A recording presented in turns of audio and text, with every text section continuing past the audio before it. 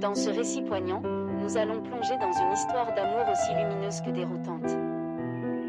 Que se passe-t-il lorsqu'une femme d'une soixantaine d'années, fraîchement veuve et brisée par la solitude, entame une relation secrète avec le jeune compagnon de sa propre fille?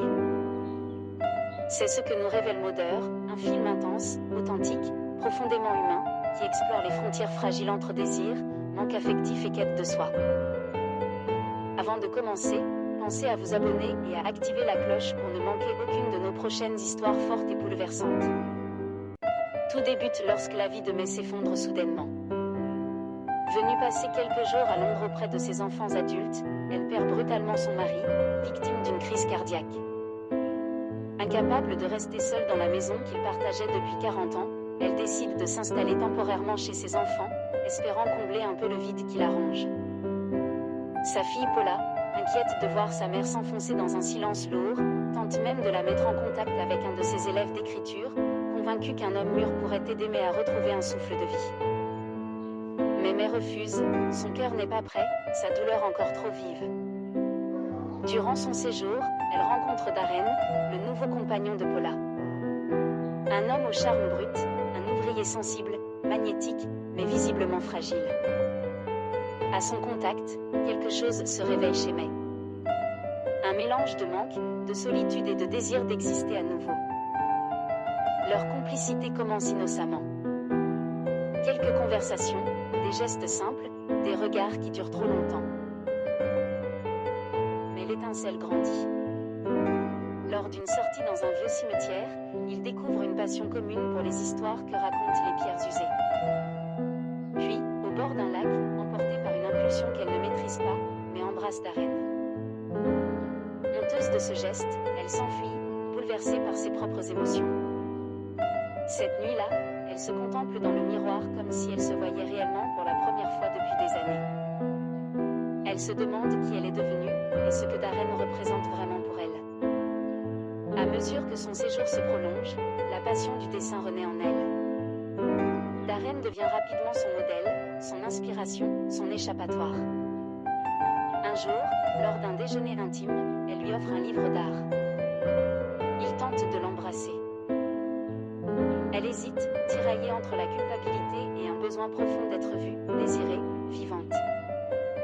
Puis, dans un moment de fragilité intense, May lui avoue sa solitude.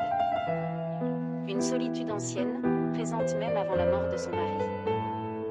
Une solitude née d'un mariage où elle s'était sentie effacée, oubliée. Finalement, le lien qu'il tentait de retenir les dépasse. Elle lui demande d'aller plus loin. Leur relation devient charnelle, passionnée, mais surtout clandestine. Darren, pourtant, est un homme instable. Toujours pris entre Paula, May, et même une autre femme à qui il est encore marié. Sa vie émotionnelle est un chaos. Pendant que Paula organise un rendez-vous entre May et Bruce, un homme qu'elle juge parfait pour sa mère, May, elle, ne voit plus que Darren. Une obsession douce, dangereuse. Mais tout s'effondre le jour où Paula tombe sur un carnet rempli de dessins, des dessins explicites de Darren, réalisés par sa propre mère. Elle comprend tout immédiatement, sans un mot. Plutôt que de confronter May, elle organise un double rendez-vous cruel où elle s'affiche avec Darren, tandis que Bruce accompagne May. Mais, face à cette scène, se sent brisée, démasquée, humiliée. Elle s'enfuit. Bruce tente de la consoler et l'invite chez lui. Mais cette proximité artificielle n'a aucune chaleur. Mais se sent vide, étrangère à elle-même. Cette nuit-là, face à son propre reflet, elle réalise qu'elle a franchi une frontière qu'elle ne pourra jamais réparer. De retour chez Paula, sa fille lui annonce froidement que Darren quitte sa femme pour emménager avec elle. Et qu'au moment où Darren arrivera le lendemain, May devra être partie. Elle lui avoue qu'elle a envie de la frapper. La blessure est immense. Mais comprend que tout est terminé. Cette relation ne peut continuer. Le lendemain, elle quitte Londres. Elle récupère son passeport, referme la porte derrière elle et marche seule vers une destination inconnue. Elle ignore où elle va, mais c'est ce qu'elle laisse derrière elle. Une passion interdite, un deuil inachevé, un amour impossible et une vérité qu'elle doit porter sentez seul. Et même si May et Darren ne finissent pas ensemble, cette liaison a rallumé en elle quelque chose d'essentiel. Le courage de ressentir, de désirer, de se retrouver. Malgré la douleur, elle renaît. Vous, que pensez-vous de cette histoire? À la place de May, qu'auriez-vous fait? La morale est simple. La solitude peut nous pousser à franchir des limites qui nous dépassent. Mais au cœur même de nos erreurs se cachent parfois les fragments de nous-mêmes que la vie avait étouffés.